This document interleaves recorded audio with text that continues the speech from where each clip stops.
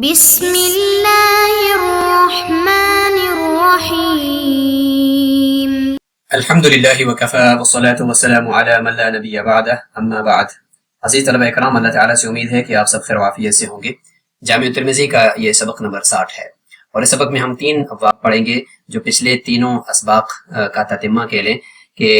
حائضہ اور مستحاضہ کے بارے میں جو مستقل احکامات ہیں وہ چل رہے ہیں. تو یہ تینوں ابواب حائضہ کے لیے ہیں کہ جس عورت کو حیض آ رہا ہو تو حیض کے دنوں میں اس کے لیے کیا کیا احکامات ہیں، کیا کیا کام اس کو کرنے چاہیے، کیا کیا کام نہیں کرنے چاہیے. تو اس میں ایک یہ ہے کہ انہا لا تقضی الصلاۃ، کہ حیض کے ایام کے دنوں کی نمازوں کی قضا وہ نہیں کرے گی. دوسرا باب ہوگا جس میں جنابت والا شخص،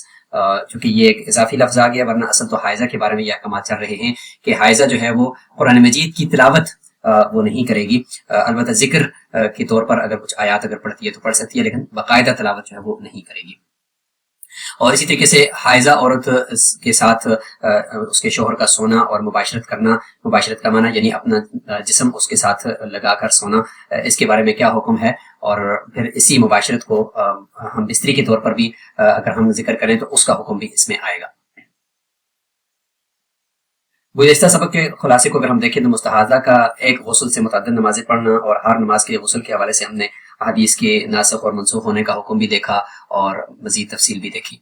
اس سبق میں حائضہ کے لیے نمازوں کی قضا لازمی نہیں ہے، اس حوالے سے تفصیل ہوگی. اور اس کے ساتھ حائضہ کے لیے قرآن کریم کی تلاوت کا حکم اور اس کے ساتھ ہم بستری وغیرہ کا حکم جو اگلے سبق کے اندر اس کی زیادہ تشریح ہوگی، اس سبق میں اس کا اجمال ہوگا. سب سے پہلا باب ما جاء في الحائض انها لا تقضي الصلاة. وبه قال حدثنا قتيبة قال حدثنا حماد بن زيد عن أيوب عن أبي قلابة عن معاذة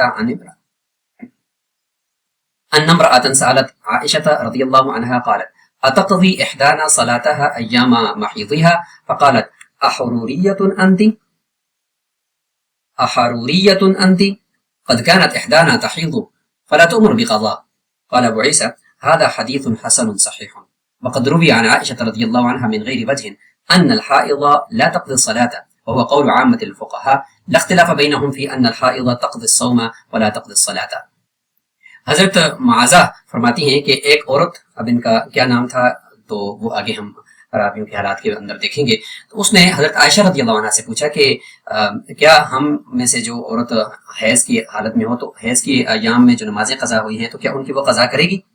ان نمازوں کو دوبارہ پڑھے گی؟ تو حضرت عائشہ رضی اللہ عنہ نے فرمایا کہ آپ حروریہ ہیں، یعنی حروریہ یہ ایک خوارج کا ایک قبیلہ ہے اور خوارج کی ایک قسم ہے. تو فرمایا کہ آپ خارجیوں میں سے ہیں، جس کی تشریح ہم آگے انشاءاللہ دیکھتے ہیں کہ ان کے نزدیک تو حیض کے ایام کی جو نماز ہے وہ بھی قضا کی جائے گی، جبکہ اللہ کے نبی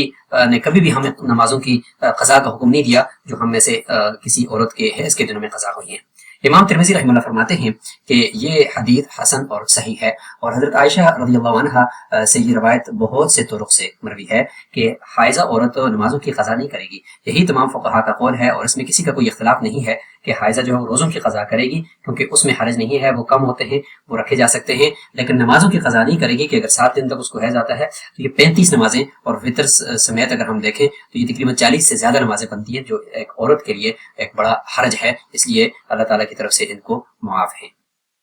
دوسرا باب بھی ہم دیکھ لیتے ہیں، باب ما جاء في الجنب والحائض انهما لا يقرآن القرآن، کہ جنبی شخص اور حائضہ جو قرآن مجید کی تلاوت نہیں کر سکتے. وبه قال حدثنا علي بن حجر والحسن بن عرفة قال حدثنا اسماعيل بن عياش عن موسى بن عقبة عن نافع عن ابن عمر رضي الله عنهما عن النبي صلى الله عليه وسلم قال لا تقرأ الحائض ولا الجنب شيئا من القرآن. وفي الباب عن علي رضي الله عنه. قال ابو عيسى حديث ابن عمر رضي الله عنها لا نعرفه الا من حديث اسماعيل بن عياش عن موسى بن عقبة عن نافع عن ابن عمر رضي الله عنهما عن النبي صلى الله عليه وسلم قال لا يقرأ الجنب ولا الحائض، وهو قول اكثر اهل العلم من اصحاب النبي صلى الله عليه وسلم والتابعين ومن بعدهم مثل سفيان الثوري وابن المبارك والشافعي واحمد واسحاق رحمهم الله. قالوا لا تقرأ الحائض ولا الجنب من القرآن شيئا الا طرف الآية والحرف ونحو ذلك، ورخصوا للجنب والحائض في التسبيح والتهليل. ترجمہ ہے کہ اسماعیل بن عیاش یہ موسیٰ بن عقبہ سے اور وہ نافع سے اور وہ عبداللہ بن عمر رضی اللہ عنہ سے روایت کرتے ہیں کہ آپ صلی اللہ علیہ وسلم نے فرمایا کہ حائضہ عورت اور اس طریقے سے جنبی شخص قرآن مجید کے کسی حصے کی تلاوت نہیں کر سکتے، اور اس باب میں حضرت علی رضی اللہ عنہ کی روایت بھی موجود ہے۔ امام ترمذی رحمہ اللہ فرماتے ہیں کہ حضرت عبداللہ بن عمر رضی اللہ عنہ کی یہ حدیث کو ہم صرف اسماعیل بن عیاش کے طریق سے ہی، جو موسیٰ بن عقبہ سے وہ روایت کرتے ہیں اور عقبہ کے نافع سے، اور وہ عبداللہ بن عمر رضی اللہ عنہ سے کرتے ہیں اور وہ حضرت محمد صلی اللہ علیہ وسلم سے کرتے ہیں، ہم صرف اسی طریق سے ہی اس کو جانتے ہیں، یعنی یہ حدیث ان کے نزدیک غریب ہے اور اس کے علاوہ اس کا کوئی اور طریق نہیں ہے، اور الفاظ یہی ہے کہ جنبی شخص اور نہ ہی حائضہ قرآن مجید کی کوئی حصے کی تلاوت کر سکتے ہیں۔ صحابہ کرام، تابعین اور اس کے بعد تبع تابعین اور فقہاء سب کا یہی قول ہے، جیسے سفیان ثوری، عبداللہ بن مبارک، امام شافعی، امام احمد، امام اسحاق، ان سب کا یہی قول ہے۔ فرماتے ہیں کہ حائضہ عورت اور نہ ہی جنبی شخص قرآن مجید کے کسی حصے کی تلاوت کر سکتے ہیں، الا یہ کہ کوئی آیت کا چھوٹا سا ٹکڑا یا کوئی حرف وہ بطور ذکر کے، یا کسی کو اگر حرف کر کے حائضہ عورت پڑھا رہی ہے تو اس کی البتہ اجازت ہے، لیکن انہوں نے جنبی شخص کو اور حائضہ کو ذکر کرنے کی، تسبیح اور تحلیل کرنے کی اجازت دی ہے کہ بطور ذکر کے وہ اس کو پڑھ سکتے ہیں۔ امام ترمذی رحمہ اللہ فرماتے ہیں کہ میں نے امام بخاری رحمہ اللہ کو یہ فرماتے ہوئے سنا کہ اسماعیل بن عیاش یہ اہل حجاز سے بھی روایت کرتے ہیں اور اہل عراق سے بھی، لیکن منکر احادیث اور بالکل غریب احادیث کو وہ نقل کرتے ہیں۔ گویا کہ امام بخاری رحمہ اللہ نے اسماعیل بن عیاش کی جو روایات اہل حجاز سے ہیں اور اہل عراق سے ہیں ان کو ضعیف قرار دیا، جن میں وہ صرف اکیلے ہیں اور اس کے علاوہ کوئی اور طریق اس میں نہیں ہے، تو ایسی روایات کو وہ ضعیف قرار دیتے ہیں، اور فرمایا کہ اسماعیل بن عیاش کی جو روایتیں ہیں اور احادیث ہیں وہ اہل شام سے جو ہیں وہ البتہ قابل قبول ہیں، لیکن اہل عراق سے وہ قبول نہیں ہیں۔ امام احمد بن حنبل رحمہ اللہ فرماتے ہیں کہ اسماعیل بن عیاش جو ہے وہ بقیہ راوی سے بہترین راوی ہیں اور اصلح ہیں، اور بقیہ کی جو احادیث ہیں وہ ثقات سے منکر احادیث جو ہے وہ انہوں نے ذکر کی ہیں، تو گویا کہ اسماعیل بن عیاش کے بارے میں امام احمد بن حنبل کا قول آگے کہ وہ صحیح راوی ہیں۔ امام ترمذی رحمہ اللہ فرماتے ہیں کہ احمد بن حسن نے میرے سامنے یہ بات بیان کی، وہ فرما رہے تھے کہ میں نے امام احمد بن حنبل کو یہ کہتے ہوئے سنا ہے کہ اسماعیل بن عیاش جو ہے وہ بقیہ سے بہترین راوی ہیں۔ ہم اگلے باب کی طرف جاتے ہیں جو اس سبق کا یہ تیسرا باب ہے، باب ما جاء فی مباشرۃ الحائض، حائضہ کے ساتھ سونا اور اس کے ساتھ ایک ہی بستر پر لیٹنا اس کی اجازت ہے یا نہیں۔ وبه قال حدثنا بندار قال حدثنا عبد الرحمن بن مهدي عن سفيان عن منصور عن ابراهيم عن الاسود عن عائشة رضي الله عنها قالت كان رسول الله صلى الله عليه وسلم اذا حضت يأمرني ان اتزر ثم يباشرني، وفي الباب عن ام سلمة وميمونة رضي الله عنهما۔ قال ابو عيسى حديث عائشة رضي الله عنها حديث حسن صحيح، وهو قول غير واحد من اهل العلم من اصحاب النبي صلى الله عليه وسلم والتابعين، وبه يقول الشافعي واحمد واسحاق رحمهم الله۔ ترجمہ یہ ہے کہ حضرت عائشہ رضی اللہ عنہ سے روایت ہے، آپ صلی اللہ علیہ وسلم کے بارے میں وہ فرماتی ہیں کہ آپ صلی اللہ علیہ وسلم جب میں حیض کی حالت میں ہوتی تھی تو مجھے حکم فرماتے تھے کہ میں اپنی سلوار کو اور ازار بند کو کس کر باندھ لوں، اور پھر وہ میرے ساتھ مباشرت فرماتے تھے، یعنی میرے ساتھ وہ لیٹتے تھے لیکن مجھے ازار باندھنے کا حکم دیا جاتا تھا، یعنی جسم جو ہے وہ ہمارا ایک دوسرے کے ساتھ ملتا نہیں تھا، اور اس باب میں ام سلمہ اور میمونہ رضی اللہ عنہما کی روایات بھی موجود ہیں۔ امام ترمذی رحمہ اللہ فرماتے ہیں کہ حضرت عائشہ رضی اللہ عنہ کی جو حدیث ہے یہ حسن اور صحیح ہے، اور اس میں بہت سے صحابہ اکرام اور تابعین کا بھی یہی قول ہے، اور یہی امام شافعی، امام احمد اور امام اسحاق رحمہ اللہ کا بھی قول ہے۔ راویوں کے حالات میں ہم ابو قلابہ کو دیکھتے ہیں تو ابو قلابہ ان کا نام عبداللہ بن زید بن عمر یا عامر الجرمی البصری ہیں، ثقہ ہیں اور فاضل ہیں اور زیادہ مرسل روایات لے کر آتے ہیں۔ معاذہ کون ہیں تو فرماتے ہیں بنت عبداللہ العدویہ۔ حسن بن عرفہ بن یزید العبدی ابو علی البغدادی یہ صدوق ہیں۔ اسماعیل بن عیاش بن سلیم العنسی ابو عتبہ الحمصی صدوق ہیں، اور ان کی جو روایات اس کے اپنے علاقے کے لوگوں سے ہیں تو اس میں یہ صدوق کہلائیں گے، اور اس کے علاوہ جو اہل حجاز سے یا اہل عراق سے ان کی روایات ہیں تو اس کے بارے میں امام بخاری رحمہ اللہ نے بھی فرمایا کہ اس کی یہ روایات جو ہے وہ نہیں لی جائیں گی، البتہ اہل شام کی روایات کو امام بخاری رحمہ اللہ بھی ان سے لیتے ہیں۔ حائضہ کے لیے نمازوں کے قضاء کرنے کے حوالے سے ائمہ کے اقوال ہم پہلے معرف السنن سے دیکھتے ہیں۔ پوری اہل سنت والجماعت کا اس پر اتفاق ہے کہ حائضہ عورت کے اوپر نماز جو ہے وہ معاف ہے، اس کے فرض اور نفل وہ نہیں پڑے گی، اور اس سے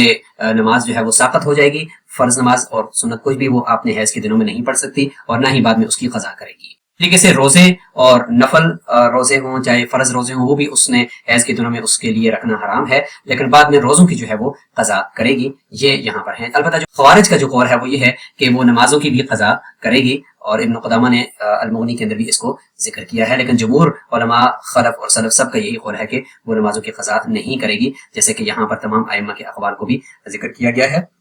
البتہ حنفیہ کے نزدیک یہ ایک حائض عورت کے لیے مستحب قرار دیا گیا ہے کہ حیض کے دنوں میں وہ یہ کر سکتی ہے کہ نماز کی ایک حیت بنا سکتی ہے کہ وضو کر لے ہر نماز کے وقت اور بیٹھ جائے اپنے مصلی کے اوپر، تسبیح اور تحلیل کرتی رہے، تاکہ کچھ نہ کچھ جو ہے وہ